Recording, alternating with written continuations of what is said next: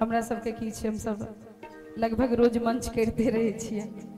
और सुनाबी परदेसिया ले धोतिया रंगा बेगोरिया परदेसिया।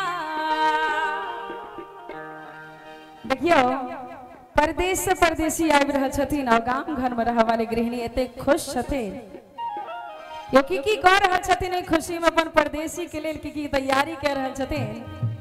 एक गीतक माध्यम से हम गृहिणी के मनक भाव सुनावा जा रहा छी। कह छथिन कि परदेसिया हो परदेसिया हो परदेसिया परदेसिया हो परदेसिया परदेसिया धोतिया रंगा बेगोरिया परदेसिया परदेसिया धोतिया रंगा बेगोरिया परदेसिया परदेसिया हो परदेसिया हो परदेसिया परदेसिया हो परदेसिया परदेसिया धोतिया रंगा बेगोरिया परदेसिया।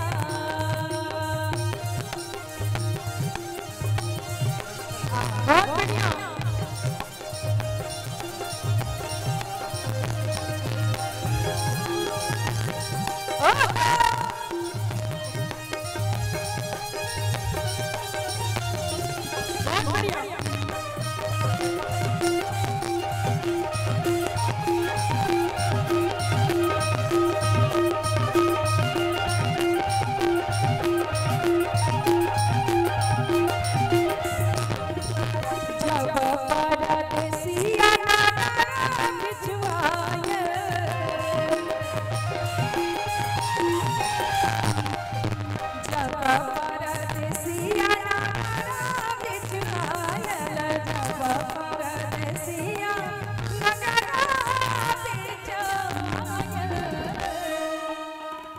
जखन गृहिणी के पता चले छै कि हमर परदेसी गाम के सीमान पर आबि गेल छै तो देखियो की करे छथि कि जब परदेसिया नगरा बीच आए असिकिया बाहर गोरिया सिकिया बाहर गोरिया परदेसिया परदेसिया धोतिया रंगा बेगोरिया परदेसिया।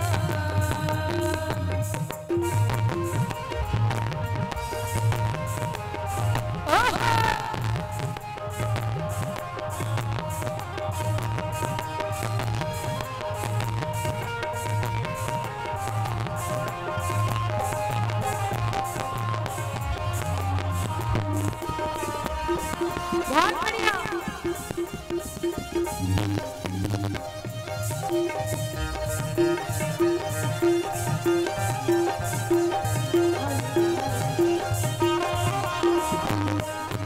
जब परदेसिया बिछुआयल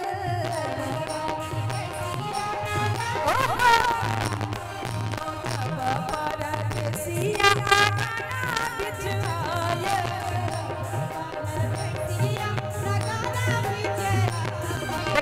सुंदर भाव छे डाली जब परदेसिया बिछुआयल जब परदेसिया आंगना बिछुआयल मीठे मीठे प्यारा पका बेगोरिया मीठे मीठे मुआ पका बेगोरिया परदेसिया